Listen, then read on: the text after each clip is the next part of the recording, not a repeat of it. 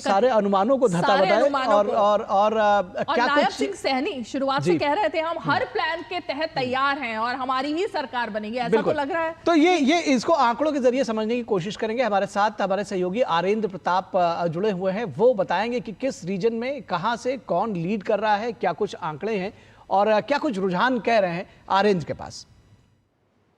बहुत शुक्रिया निखिल। और निश्चित तौर से हरियाणा और जम्मू कश्मीर के लिहाज से बात की जाए तो बड़ी पिक्चर क्या है, इस वक्त के विधानसभा चुनाव के नतीजे किस प्रकार के रुझान दिखा रहे हैं, किस प्रकार की सत्ता बनती दिखाई पड़ रही है, किसके हिस्से में सत्ता की चाबी आएगी, ये देखना बड़ा दिलचस्प होगा। आइए आपको सिलसिलेवार तरीके से बताने की कोशिश करते हैं कि किस राज्य में क्या स्थिति है। ये देखिए, हरियाणा की अगर बात की जाए तो किसान, पहलवान और जवान के तौर पे पहचान रखने वाला हरियाणा राज्य, वहां की 90 विधानसभा सीटों में से 87 के आंकड़े आ गए, जिनमें से बीजेपी 42 सीटों पर आगे चल रही है। 46 का जादुई आंकड़ा, 42 पे बीजेपी अपने आप पे पहुंचते नजर आ रही है। कांग्रेस 40 सीटों पर पिछड़ती नजर आ रही है। एग्जिट पोल के मुकाबले अगर देखा जाए तो ये अपने आप में उतना बेहतर नतीजे नहीं है।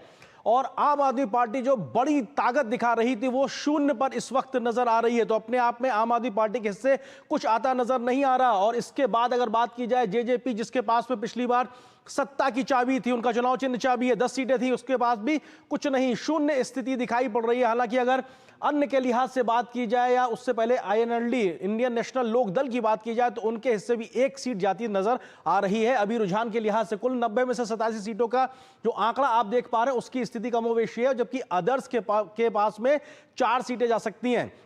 अगर यही रुझान नतीजों में तब्दील होते हैं तो अदर्स का जो हिस्सा है वो अपने आप में एक बहुत महत्वपूर्ण हो जाएगा, क्योंकि 46 के जादुई आंकड़े से पहले पहुंचने से पहले बीजेपी के पास में थोड़ी सी भी गुंजाइश नजर आ रही है। हालांकि अंतिम आंकड़े क्या होंगे देखना दिलचस्प होगा। जल्दी से आपको बताते हैं कि क्षेत्रवार किस प्रकार की स्थिति है।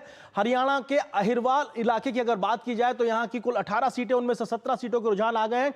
बीजेपी उन 17 में से 11 सीटों पर बढ़त बनाए हुए है। कांग्रेस 6 सीटों पर और बाकी किसी दल के पास कोई स्थिति नहीं है। और ये अहिरवार इलाका हरियाणा के इस हिस्से में आता है जिसको हमने कलर कोडिंग से दिखाया हुआ, 18 सीटों वाला ये इलाका, जहां पर बीजेपी मजबूती से अपनी दमखम के साथ मौजूदगी दर्ज करा रही है 18 में से 11 सीटों पे। हालांकि 17 के रुझान आए हैं, एक का रुझान अभी आना बाकी है। और आपको लगातार इस बात का जिक्र कर रहा है बीजेपी किस तरीके से एक बड़े परिवर्तन के साथ में एग्जिट पोल से इतर अपनी सरकार बनाती नजर आ रहा है। बांगर क्षेत्र की बात की जाए तो यहां पर भी 18 विधानसभा क्षेत्रों वाला ये इलाका है।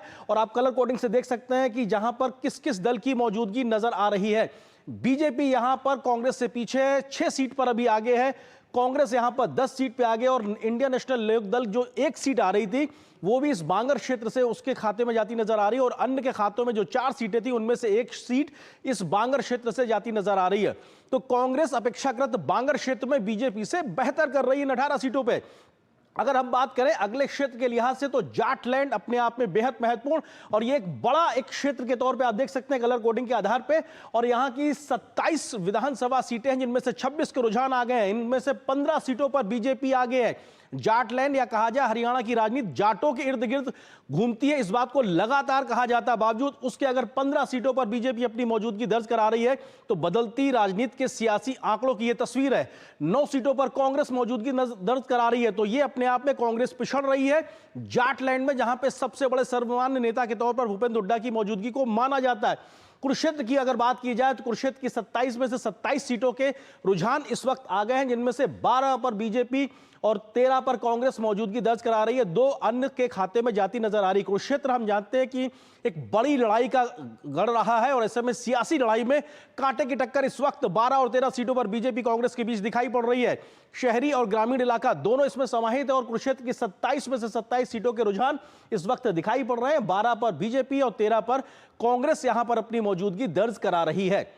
अब बात करते हैं जम्मू कश्मीर की, देश के सिरमौर राज्य जिसको लेकर इस वक्त का डल झील के शिकारे में 22 सीटों के साथ में बीजेपी अपनी मौजूदगी दर्ज करा रही है। आप देख सकते हैं किस प्रकार से डल झील की खूबसूरती नजर आ रही है। लेकिन उसके बाद कांग्रेस की जो मौजूदगी है एक राष्ट्रीय दल के तौर पर देखा जाए तो 8 सीटों के साथ में वहां पे मौजूदगी है। लेकिन दोनों राष्ट्रीय दलों में देखा जाए तो बीजेपी बहुत बेहतर कर रही है। लेकिन क्षेत्रीय दलों के पास कहीं ना कहीं सत्ता की कुंजी जाती नजर आ रही है। आप नेशनल कॉन्फ्रेंस के उमर अब्दुल्ला 42 सीटों के साथ में खासतौर से जो कश्मीर का इलाका है वहां पर अपनी मौजूदगी दर्ज करा रहे हैं, लेकिन सिमटती नजर आ रही है 2 सीटों में पीडीपी की महबूबा मुफ्ती की पार्टी। खुद उनकी बेटी अपनी सीट से पीछे चल रही है। अपने आप में दिखाता है कि बदलती तस्वीर किस प्रकार से जम्मू कश्मीर की है। लेकिन आदर्श ये आंकड़ा बहुत महत्वपूर्ण है, 16। ये 16 कौन है? इसमें निर्दलीय भी हैं, बहुत छोटे दल भी हैं, इंजीनियर राशिद से लेकर या जो तमाम जिनका जमात का समर्थन जिन तमाम लोगों को था उनका भी कहीं ना कहीं एक तरीके से इसमें संख्या है। तो ये अन्य भी अपने आप में बेहद महत्वपूर्ण है। अगर जम्मू क्षेत्र की बात की जाए तो यहां पर 43 विधानसभा सीटें हैं